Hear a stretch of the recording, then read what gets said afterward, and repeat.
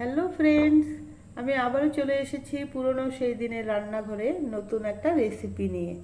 আজ আমি বানাবো এই মিষ্টি আলু দিয়ে একটি রেসিপি। আজ শিবরাত্রির উপবাস যারা যারা করেছেন তারাও কিন্তু এটা খেতে পারবেন। তো আপনারা স্কিপ না করে দেখতে থাকুন। তো বন্ধুরা, প্রথমে আমি আলুটা এভাবে ছুলে নেব। সবগুলো এভাবে ছুলে নিয়ে আমি জলের মধ্যে সেদ্ধ করে নেব। তো বন্ধুরা দেখুন, আমি আলুটা সিদ্ধ করে নিয়েছি। এটাকে এখন আমি এই গ্লাসের তল দিয়ে এটাকে আমি একদম গ্রেন্ড করে নেব। এভাবে দেখুন খুব সুন্দর করে মিশে গেছে, খুব সুন্দর মিশে গেছে দেখুন। তো বন্ধুরা, আমার কড়াইটা গরম হয়ে গিয়েছে। এখানে আমি পরিমাণ মতো ঘি দিয়ে দিচ্ছি।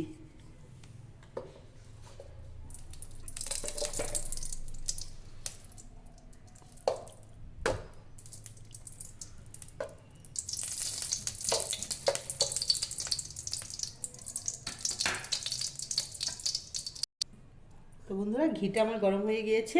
এখানে আমি আলুটা যে গ্রেন্ড করেছিলাম সেটা এখানে অ্যাড করে দেব।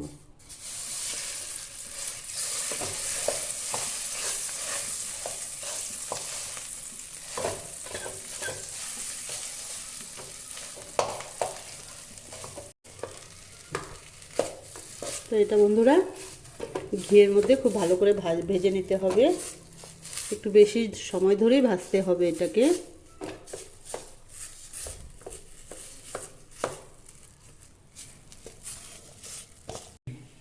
তো বন্ধুরা দেখুন, এটা আমার খুব সুন্দর করে ভাজা হয়ে গেছে।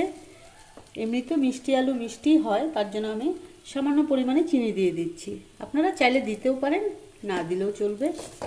তো এটাকে আমি খুব সুন্দর করে ভেজে নিব। এখন চিনিটা গলে যাবে। তো বন্ধুরা দেখুন, আমার এটা এখন হয়ে গেছে খুব সুন্দর করে। তো এখন আমি মিল্ক পাউডার যে আছে সেটাও আমি এখানে অ্যাড করে দিচ্ছি।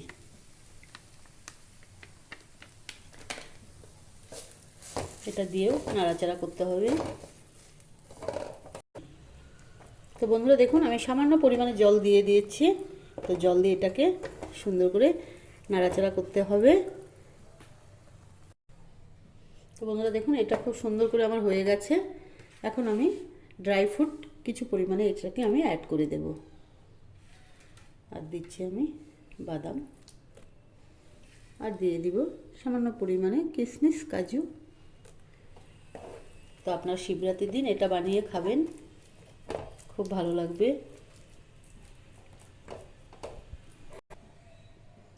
তো বন্ধুরা দেখুন, আমার হয়ে গেছে মিষ্টি আলুর রেসিপি।